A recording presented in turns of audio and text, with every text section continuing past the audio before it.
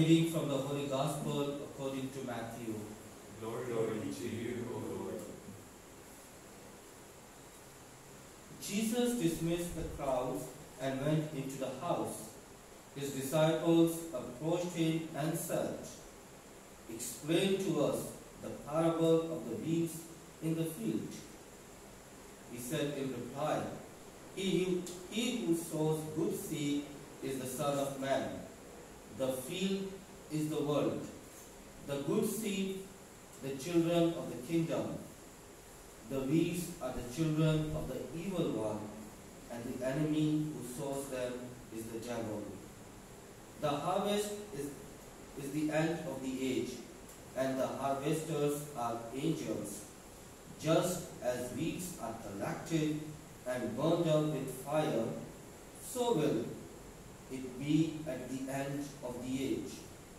The Son of Man will send his angels, and they will collect out of his kingdom all who cause others to sin and all evildoers.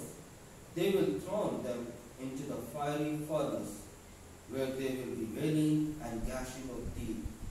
Then the righteous will shine like the sun in the kingdom of their Father.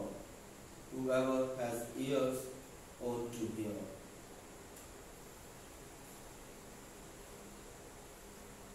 The Gospel of the Lord. Praise to you, Lord Jesus Christ. Dear brothers and sisters in Christ, the parable of the wheat and wheat highlights three divine actions.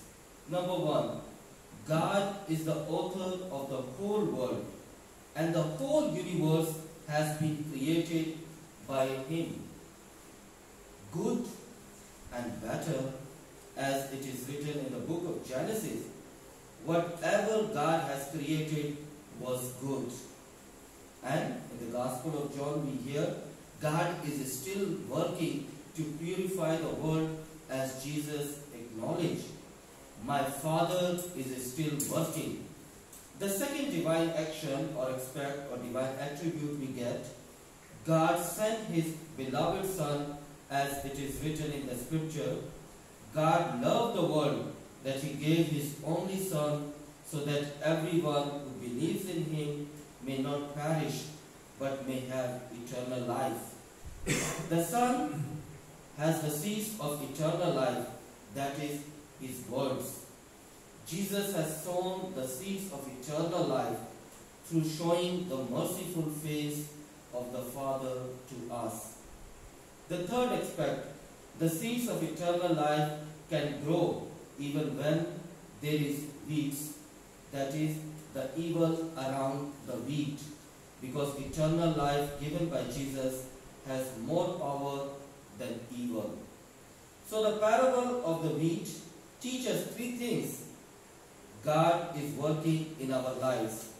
Whatever the situation is now, or hard time we are facing, we must never forget that God is purifying this world through Jesus Christ. The second one, the seed sown by Jesus Christ has the power to bring life, and life in abundance. Therefore, like the psalmist, we need to say all the time, "Your word is a lamp to my feet and a light to my path."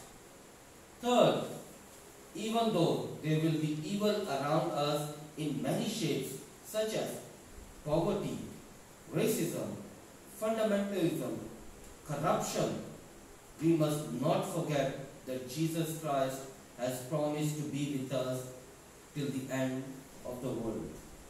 When Mary, the mother of Jesus and our mother, intercede for us to receive the seeds of wheat in order to obtain the eternal life.